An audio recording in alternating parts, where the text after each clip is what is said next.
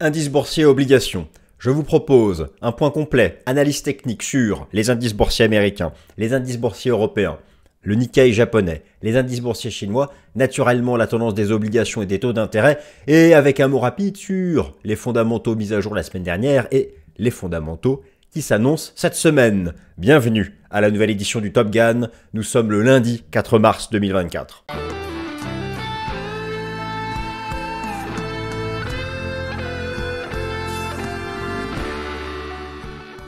Alors chers amis, je suis ravi de vous retrouver dans mon tout nouveau bureau pour, dans cette nouvelle édition du Top Gun, revenir sur cette inertie haussière des marchés actions. Alors, voilà ce que nous allons faire concrètement. Je vais tout d'abord contextualiser la mise à jour la semaine dernière des chiffres de l'inflation aux États-Unis. Vous le savez, c'était un indice très attendu, l'indice PCE, qui est le baromètre d'inflation préféré de la Réserve fédérale des États-Unis. Et il est ressorti conforme au consensus. La désinflation se poursuit aux États-Unis. Voilà qui rassure, alors que 2 semaines avant, le CPI, l'autre baromètre de l'inflation, était ressorti supérieur aux attentes. Cette semaine, vous savez, la tendance haussière du marché action ne repose quasiment que sur la perspective de voir la Réserve fédérale pivoter. Pour rapprocher de nous le moment où la Réserve fédérale pivotera, il faut soit une certitude du côté de la Fed que la désinflation tendra à 2%, la Fed pivotera avant. Elle veut la conviction que rien n'empêchera le taux d'inflation sous-jacent d'atteindre 2. Il est à 2,4 en version nominale, à 2,8 en version sous-jacente, celle qui exclut les éléments volatiles. On parle de core inflation. Ou sinon, le marché du travail, qui se dégraderait. Alors après, quel impact d'une dégradation du marché du travail sur le marché action? Là, c'est ambivalent, c'est ambigu. Je vais en parler, je vais en dire un mot. Et cette semaine, alors que la semaine dernière, c'était l'inflation, cette semaine, vous avez, toutes les statistiques du marché du travail américain qui sont mises à jour. Alors, chers amis, indice boursier obligations, donc oui, je vous refais aussi tout le topo sur le marché action américain, le S&P 500. Voilà, je vais tout reprendre à nouveau, car je suis allé plus loin dans les détails, le spectre fractal possible. Il y en a certains qui visent 6000 points sur le S&P 500. D'autres qui pensent que là, ça y est, vers les 5080, 5100, on top pour de bon. Je vais tout reprendre en détail. Et puis, il faudra aussi parler de cette surperformance des indices boursiers européens, les indices boursiers chinois magnifiques. J'espère que vous avez suivi sur les indices boursiers chinois. Alors, le plan s'affiche sous vos yeux. Donc, la première semaine du mois de mars, c'est celle qui commence, est chargée sur le plan des fondamentaux US, avec la mise à jour des statistiques sur le marché du travail, ainsi que les indicateurs avancés du secteur des services. Car oui, n'oubliez pas, ce qui était venu, je m'installe tranquillement. Et puis, je vais glisser, j'avais l'impression qu'un bouquin était tombé derrière, j'avais entendu un bruit. Bon, la fameuse inflation des services, c'est ça qui stresse encore un peu la Fed. Cette inflation des services est liée justement aux activités de services aux États-Unis, qui restent encore trop résilientes. Et cette semaine, vous avez, en plus de la mise à jour des statistiques américaines du marché du travail, la mise à jour du PMI des services, qui est le baromètre avancé de l'activité des services aux States. Alors, donc le plan. Le plan s'affiche sous vos yeux, donc lisez-le tranquillou. Je vous fais un point sur la désinflation US. Est-elle menacée? Alors après la mise à jour la semaine dernière du PCE du CPI. Marché du travail américain, une semaine fondamentale très chargée.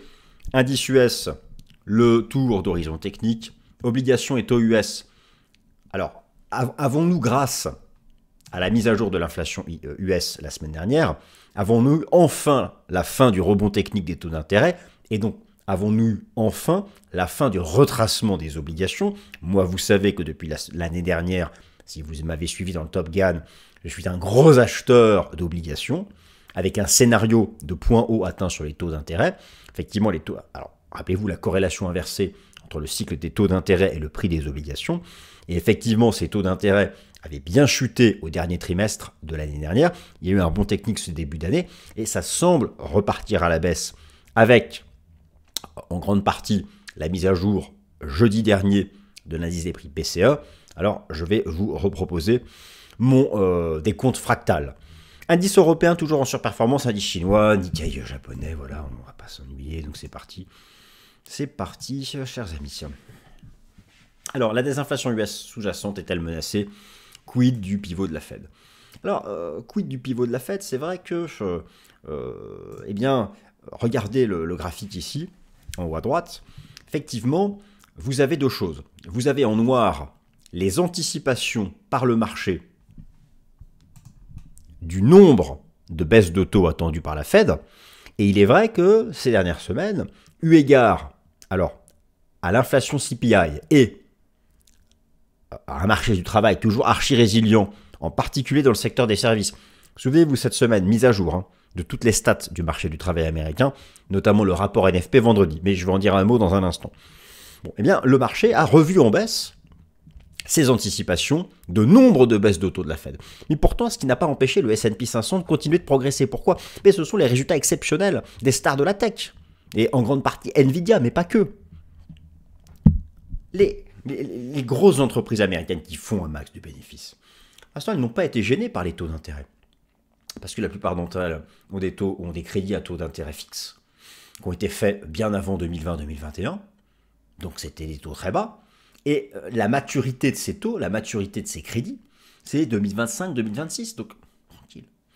Donc voilà, si la Fed elle pivote cette année, bon, vous voyez un peu, ça se joue en fait, c'est une histoire de fenêtre temporelle. Donc malgré ça, et ici vous avez en bleu le Nasdaq et en rouge le S&P 500, malgré la baisse du nombre d'anticipations de baisse de taux de la Fed qui est passé de 6 à 3 ou 4, ça n'a pas empêché les indices boursiers de continuer de bien performer. Alors, je vous ai mis en bas un récapitulatif de ces fameuses données d'inflation, parce que c'est quand même la pierre d'angle de la tendance des marchés actions. Alors, voilà, quand je fais référence aux marchés actions, quand je fais référence au S&P 500, c'est ça. J'y viens dans un instant, je vais tout vous mettre à jour. Attention, là ici, c'est le décompte bullish, il y a le décompte bearish à côté, mais voilà, c'est cette inertie incroyable haussière qui n'a toujours pas de stop. Viendra un moment où vous aurez une semaine comme ça d'avalement baissier, comme on avait eu ici en juillet ou comme on avait eu ici en janvier 2022. Et tant qu'on n'a pas ce type de bougie japonaise hebdo, cette tendance haussière se poursuit. Et donc, si cette tendance haussière s'est poursuivie, c'est grâce aux données que vous avez dans le tableau en bas à droite. Je vous ai remis les trois principales jauges, décidément, pour mesurer l'inflation, et le PCE, le CPI et le PPI. Alors, il y avait eu un petit stress avec le CPI qui a récemment été mis à jour. C'est vrai qu'il est encore largement au-dessus de la cible de la Fed, mais comme j'ai pu vous l'expliquer déjà, eh bien, cela est dû à une résilience de l'inflation immobilière, mais qui est en trompe-l'œil, car ce sont des données du passé qui... Voilà, je vous avais déjà expliqué tout ça dans le Top Gun il y a 2 semaines. Par contre, il y a toujours un vrai sujet sur l'inflation des services. Par contre, le PCE, qui a été mis à jour la semaine dernière, mais c'est très bien. Il continue de décélérer. De 4 en version nominale, c'est pas loin de 2. De 8, c'est encore un peu haut. Et c'est d'ailleurs celui-là, c'est celui-ci que regarde la Fed. L'inflation sous-jacente. Corps PCE. Alors rappelons tout d'abord que la trajectoire des indices boursiers du prix des obligations est sous l'influence première de l'allure actuelle et anticipée de l'inflation, elle-même étant le baromètre pour les perspectives de politique monétaire. Pourquoi poser le sujet d'une menace éventuelle sur la désinflation alors que cette dernière est bien engagée depuis l'année dernière? Car l'inflation à la consommation du mois de janvier est mesurée par l'indice des prix CPI était ressorti supérieur aux attentes, avec notamment un rebond du rythme mensuel de l'inflation sous-jacente. C'était ça qui avait stressé le marché, et ça concernait le CPI. Mais le CPI, et alors, voilà, ce rebond de 0,4 était en grande partie dû à la partie immobilière, mais qui, comme je vous l'ai démontré, comme j'ai argumenté il y a 2 semaines, est considéré comme provisoire. Et donc il y avait un stress qui se passe la même chose sur le PCE. Et cela n'a pas été le cas.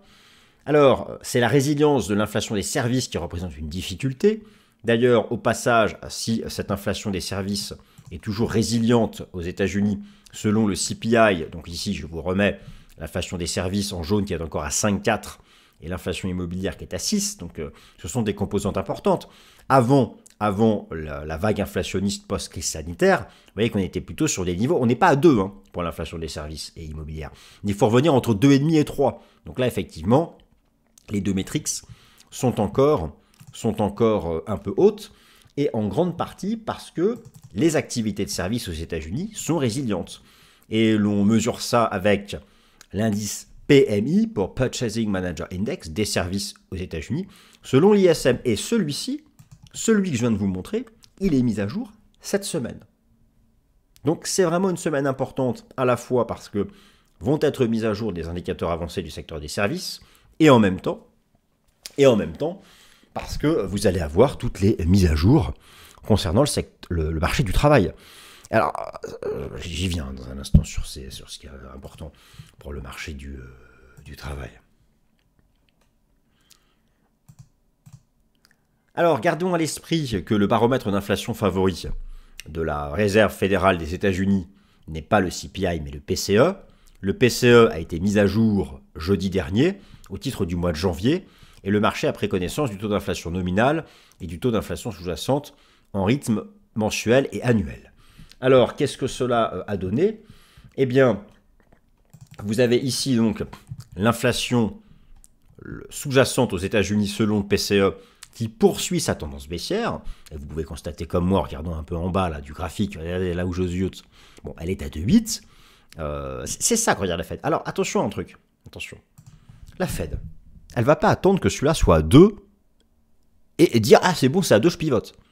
Elle pivotera vers 2,2, 2,3 quand elle sera certaine par rapport à ces indicateurs avancés d'inflation que dans 2 ou 3 mois, on est sous 2. Parce que si elle pivote trop tard et qu'elle crée une récession, il n'y aura plus de problème d'inflation. L'inflation sera à 0 et on repart en récession. Elle veut pas ça. Elle veut pas. Donc voilà, 2,8, c'est plus proche de l'objectif que cela peut laisser paraître au premier abord. Ayez bien ça en tête. Elle gère à la fois le risque des récessions, à travers le baromètre ultime qui est le marché du travail, et l'inflation. Ah oui, je sais, vous en avez marre, vous attendez l'analyse technique des indices boursiers. J'y arrive. Bon, vous pouvez y aller directement, en avançant directement. J'ai tout chapitré dans la description et dans la barre de temps, donc allez-y, faites-vous plaisir. Donc voilà, alors ça, là, je vous ai montré l'inflation sous-jacente. Vous avez aussi celui-là, il est encore plus parlant, le PCE nominal de 4. Mais surtout, vous avez bien sûr le chiffre absolu, mais regardez la courbe. Lorsqu'on voit une telle courbe comme ça, vous avez l'impression qu'on ne sera pas à 2 bientôt? Bon. Oui, j'ai entendu ce que vous dites. Oui, il y a des risques. La guerre, l'Ukraine, la Russie, le Proche-Orient, la destruction de la planète. Bon, j'exagère. Non, mais il y a des risques réels d'une seconde vague d'inflation.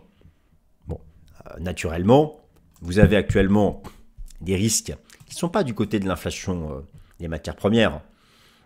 Il y a le risque, alors, des services, mais vous avez surtout le risque, je dirais, géopolitique. Je vous montre ici, c'est intéressant, la chute récente du trafic en mer Rouge à cause des attaques des Houthis. Même récemment, ils ont balancé un missile sur un cargo. Le cargo a dû être abandonné, il y a du pétrole qui s'en échappe. Bon, la marine britannique et la marine américaine essayent de faire ce qu'elles peuvent, mais c'est compliqué. Donc, le fait de ne plus passer par le canal de Suez, qu'est-ce qui se passe? Vous augmentez le coût, le temps de trajet. Et là aussi, regardez ici, l'explosion verticale récente du fret maritime.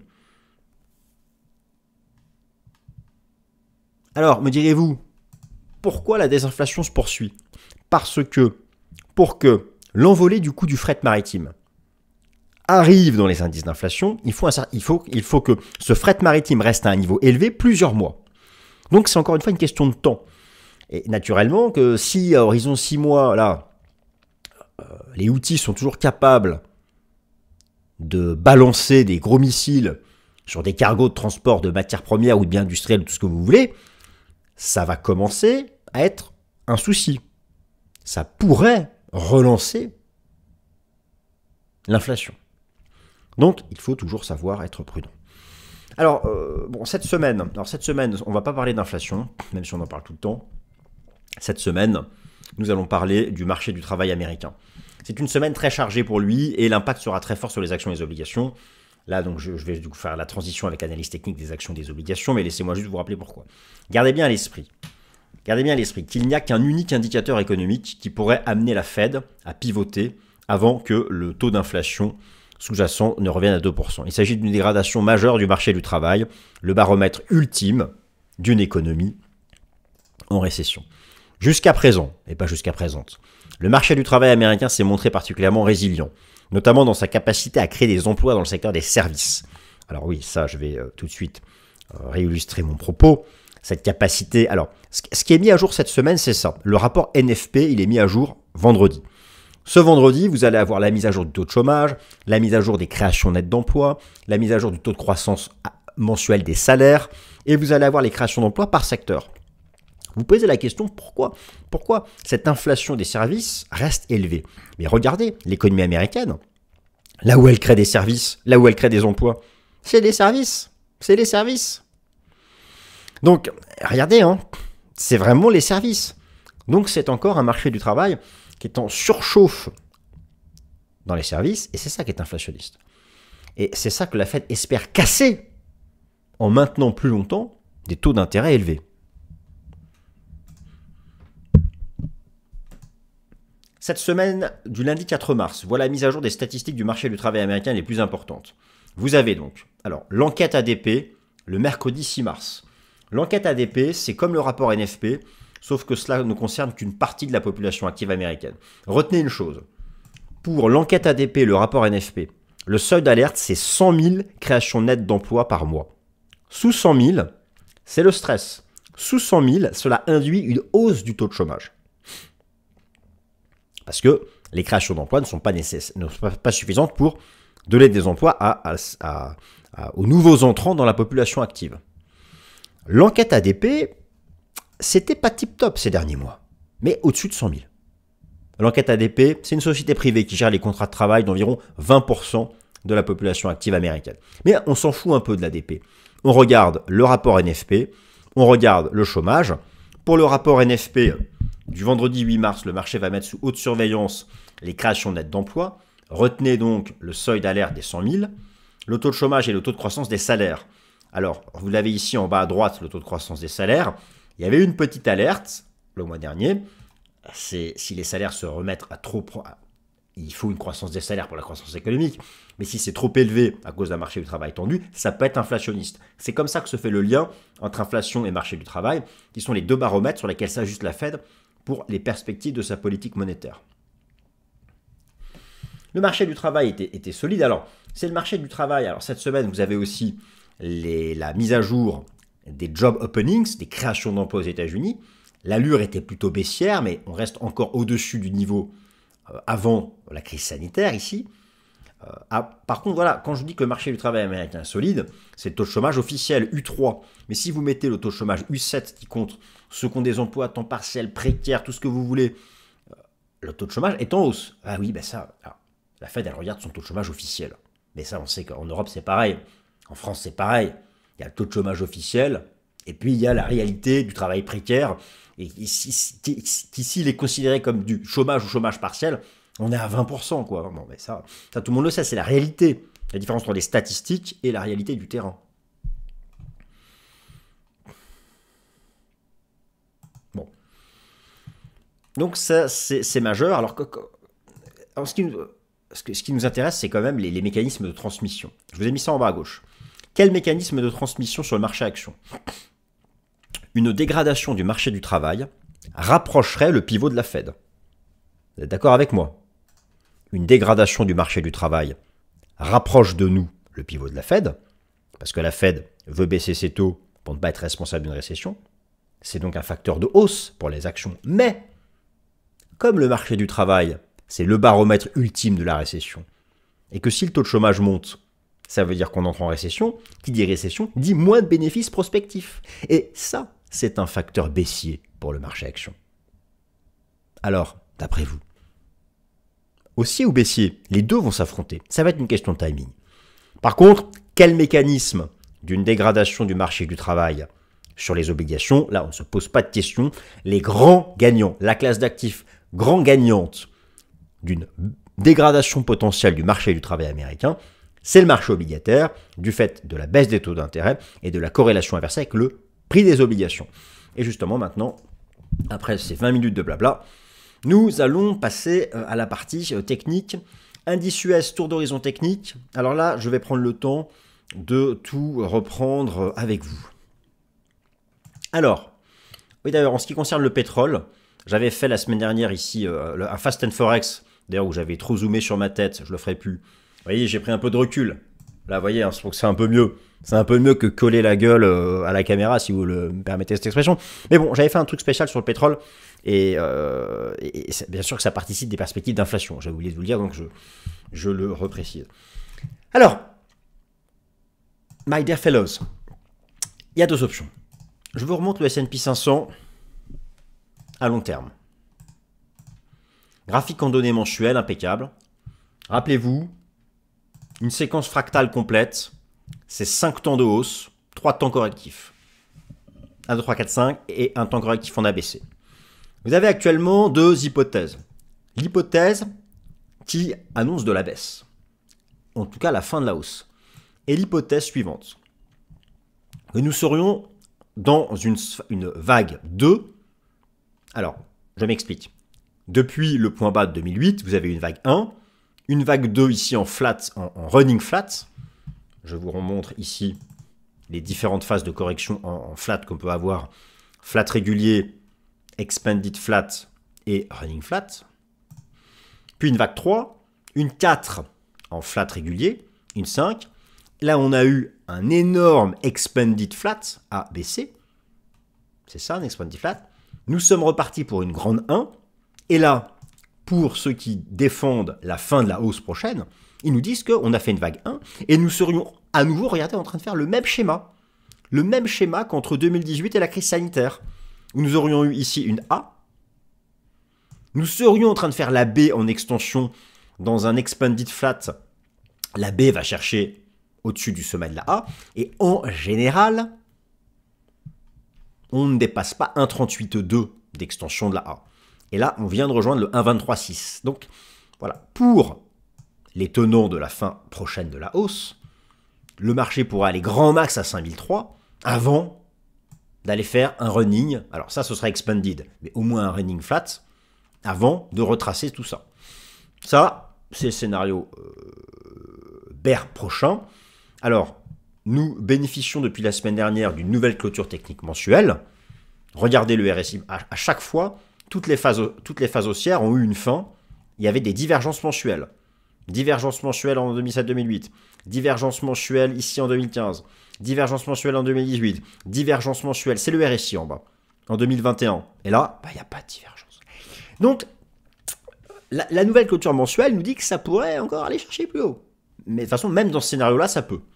Maintenant, vous avez le scénario archi-bullish, qui consiste à dire qu'en fait, cette vague 2 là, qui peut être en construction, en fait, elle serait finie ici.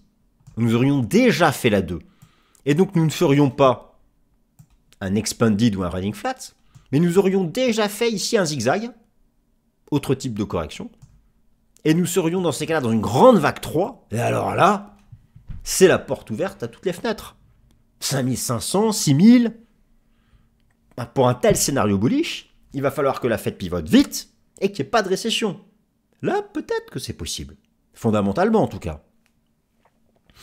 Et alors, ça, c'est un scénario qui ferait se faire pendre les permabères. Mais il faut l'avoir en tête. Alors, dans ce cas, ici, c'était la grande 1 post-choc de la crise sanitaire. On a fait une 2 ici, où on avait retracé 50%, et nous serions partis dans une grande 3, et nous serions dans la 3 de la 3, qui est d'ailleurs la plus impulsive, ce qui expliquerait l'inertie actuelle. Bon, bien sûr, naturellement basée sur les stars de la tech, mais ça, voilà, il ne faut pas écarter cette possibilité. Alors maintenant, d'un point de vue technique, pour envisager un jour que ça se mette à corriger, il faut casser un support. Le support à casser, c'est 5066. Si on recasse les 5066, là, on va rentrer en correction. Et on va retendre vers MM50, voire MM200. Alors, tout ce que je viens de vous expliquer là, tout ce laïus explicatif, c'est valable pour le Nasdaq. C'est un peu différent pour le Russell 2000. Attention, les small et mid cap sont en train de rattraper leur retard. C'est intéressant. En fait, on est sorti par le haut de ce range sur le Russell 2000. En Ichimoku, on repasse bullish, on est bien. La landing spine est libérée. Il y a un scénario de rattrapage des small et mid cap vis-à-vis du S&P 500. Ici, qui est intéressant à noter. Donc bullish sur le Russell 2000, hein, au-dessus des 1950. Alors après, les fameuses stars de la tech, Nvidia, Tesla, Facebook, Apple, Amazon, Google, Microsoft, les Magnificent Seven. Bon, prenez Microsoft. Nous avons une nouvelle clôture technique mensuelle depuis la semaine dernière. Alors oui, les supports sont loin, oui. Ok, très bien, mais regardez, la zone de surachat est beaucoup plus haute sur Microsoft. Prenez Nvidia. À Nvidia, par contre, c'est possible que ce soit plus elle qui performe le mieux. Je vous remonte quand même cette énorme zone de surachat sur le RSI hebdomadaire, c'est pas rien. Mais après, d'autres semblent en capacité de redémarrer, en tout cas proche de niveau de support. Vous avez notamment Apple. Apple qui construit une phase de transition latérale. Bon. Qui teste là sa moyenne mobile à 200 jours. Alors pour Apple, il y a deux hypothèses. Hein. Soit le marché s'accroche à cette zone ici, des 180 $ et ça pump et ça repart. Sinon, le marché pourrait faire ici un flat régulier, une A, une B et une C. Et ça nous ramènerait ici, 165, qui serait un super point d'achat moyen terme. Là, pour le moment, le marché est vraiment dans l'expectative et se tâte entre les deux. Overall, lorsque vous regardez le S&P 500, alors vous avez d'abord vous avez le Nice Euronext. Le Nice Euronext, c'est l'ensemble des actions américaines. Il y a eu une cassure technique haussière du record historique. Bon, signal de poursuite de la tendance. Il n'y a pas de divergence en mensuel. On a le sentiment que voilà, sans une vraie semaine de reversal, il y a vous savez, en bourse, moi j'ai un adage, quelque chose qui est né de ma petite tête. Une tendance se relance plusieurs fois, mais ne se retourne qu'une fois. Ça vaut le coup d'attendre la semaine de reversal, une semaine où vous avez une pattern technique de renversement baissier, où vous savez que derrière, on en enchaîne plusieurs. Un exemple concret. Vous reprenez le S&P 500 en hebdomadaire. Ici, vous aviez une phase d'inertie haussière, et est arrivé un moment où vous avez une structure en avalement baissier, et une phase de correction. C'est lorsque vous aurez, et ce fut le cas aussi ici, il était beau l'avalement baissier de janvier 2022, avec en plus une divergence hebdo. C'est lorsque vous aurez ce type de signal, comme en janvier 2022, une divergence et un avalement baissier hebdo, que vous aurez une phase de retracement. Et quelle gueule ça prendra sur le S&P 500, ça pourra prendre cette figure-là, par exemple. En tout cas, revenir tester l'ancien record historique. Voilà, mais pour ça, il faut un signal. Sans signal, la tendance se relance plusieurs fois. C'est actuellement le cas de figure. En tout cas, vous avez sur le Russell 2000 des pré-signaux de rattrapage et regardez en mensuel le Russell 2000 comme c'était beau en Ichimoku. Cette prise d'appui sur la SSB. Là, on se dit que ça va remonter là.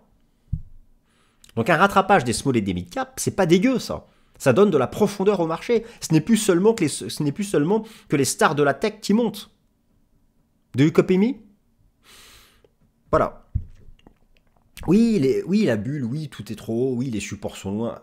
Moi, je vous l'accorde, hein, ça fait 2 semaines que je mettais en avant des signaux d'alerte, des divergences, des surachats. Mais un marché, voilà, à un moment ou à un autre, faut pas. Bien sûr que beaucoup de ces indices sont surachetés. Mais en tendance haussière, on peut rester suracheté longtemps.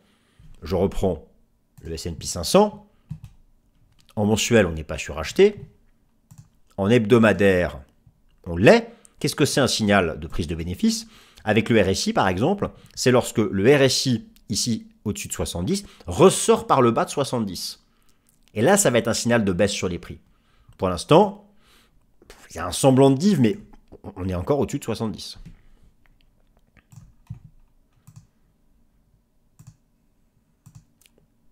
Obligations et taux d'intérêt US vers la fin du rebond des taux d'intérêt du marché. Alors, effectivement, là, sur ce sujet, moi, je vous rappelle mon scénario de base. Je vais prendre comme benchmark, rappelez-vous la base, corrélation inversée entre les taux d'intérêt du marché et le prix des obligations. Moi, mon scénario fractal. Mon scénario fractal est que nous avons eu une hausse des taux d'intérêt en 5 temps pour lutter contre l'inflation en 2022-2023 et que nous sommes depuis entrés dans une phase corrective. Et nous sommes à peu près ici. Voilà. Nous sommes dans la baie. Et moi, j'attends ça. Maintenant, est-ce que la baie est terminée? J'en sais rien. Mais on est dans une zone où cette vague B peut être terminée. Vous prenez le 10 ans américain, une vague 1, une 2, une grande 3, une 4, une 5. Et depuis, alors d'ailleurs, le marché a fini sa 5 au même endroit où il avait fait un double top ici en 2006-2007, même ligne de coup.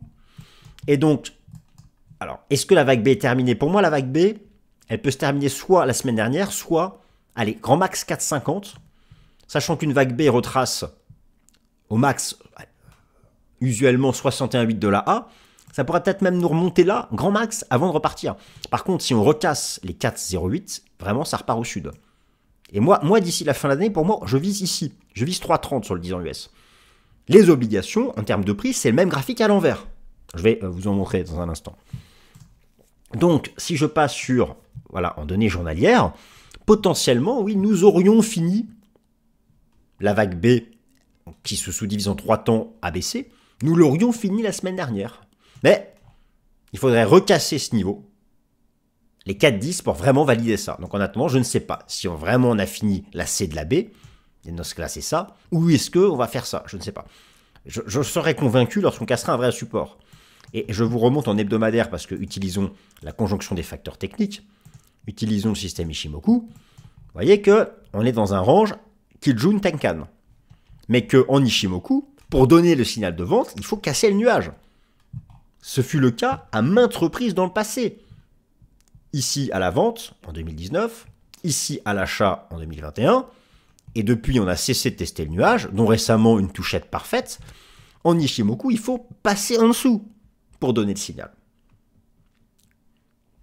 Tout ça, donc, ce sont des choses que je surveille. Et donc, du coup, cela agit en corrélation inversée. On va prendre comme exemple d'obligation, on va prendre l'obligation américaine à 20 ans. Moi, je vous rappelle donc ce qui m'a amené à insister l'année dernière sur le fait que c'était le bon timing d'acheter. C'était qu'on était revenu sur un gros support historique. On a vu 5 temps de baisse et avec une belle divergence haussière. Il y a eu un premier rebond. Maintenant, ça retrace un peu du fait du rebond des taux. Et donc, moi, j'estime que, voilà, là, vous avez eu le premier rebond du prix des obligations. Et là, j'estime qu'on fait une vague de retracement en ABC. Alors, voilà, c'est le même raisonnement, mais à l'envers. Est-ce que c'est déjà terminé ou pas? Bon, c'est vrai qu'on a ce niveau qui a l'air de vouloir tenir le coup. On se dit que le TLT a peut-être fini. Sur le contrat à 10 ans, c'est pareil, on a ce niveau. Bon, c'est encore un peu faible, mais en tout cas, moi, j'estime que, voilà, le retracement de cette phase-là est une opportunité, car moi, mon scénario, par exemple sur le TLT, mon scénario, c'est de revenir au-dessus des 100 cette année, et même 110. Ça, c'est un objectif à horizon en fin d'année.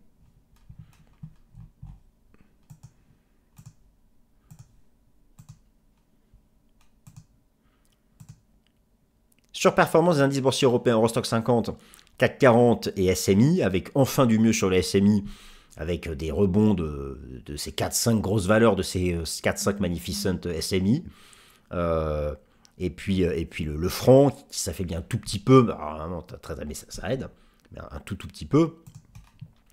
Alors, sur les indices boursiers européens, le benchmark, je vous rappelle qu'il s'agit du contrat futur Eurostoxx 50. Clôture technique mensuelle de la semaine dernière, bon, on a quand même un beau breakout qui se confirme. Et le chemin semble libéré jusque-là. Donc ça c'est... Le contrat futur Eurostoxx 50, c'est le contrat futur européen le plus tradé. Lorsqu'on voit ça, on se dit que le CAC 40 et le DAX peuvent aller plus haut. Maintenant, à un moment ou à un autre, il y aura un retracement. C'est-à-dire qu'à un moment ou à un autre, là, il y a eu une cassure. Le marché pourra tout à fait faire ce type de choses et ensuite repartir. N'oubliez pas, ça c'est... Il y a les objectifs de la tendance de fond et il y a le rythme de marché moyen terme.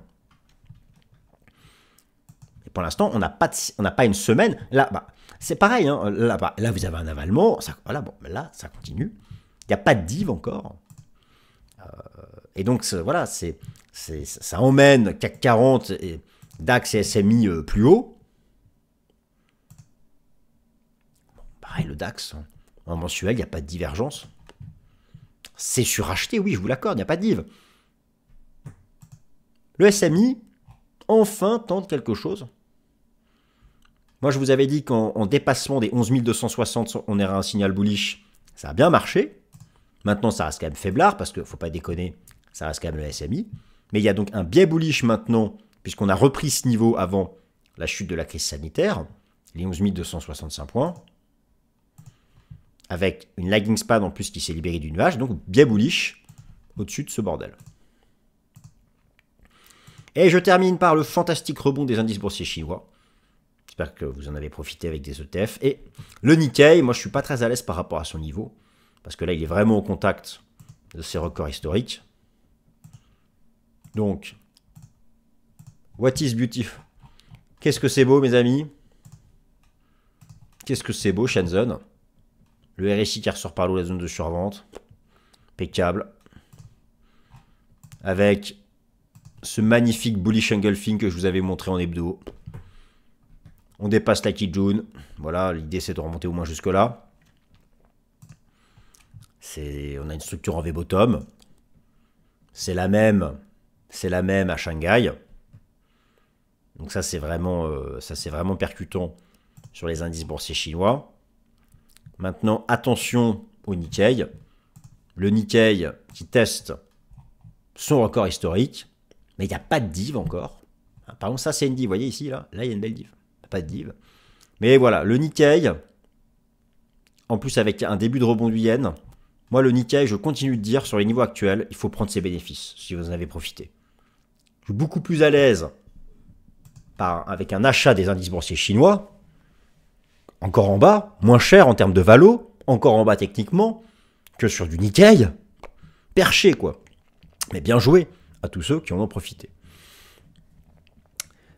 Bien joué à tous ceux qui en ont profité. Voilà, chers amis, écoutez, merci, j'espère que ça vous a plu.